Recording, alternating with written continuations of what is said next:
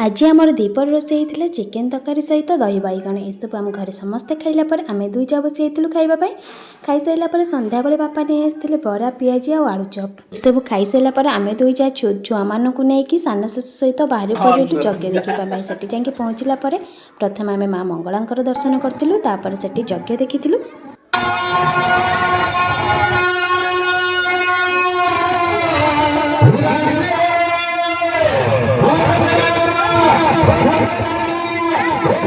किसी समय से यज्ञ देखला एपटे यज्ञ नाम पड़ता मीना बजार छुआ मानकर खेलना एसबू से बुलिकी देखी बुलिकी देखा भितर ये बहुत सुंदर सुंदर बाण सब फुटुला कलर कलर से आम टे ठिया देखी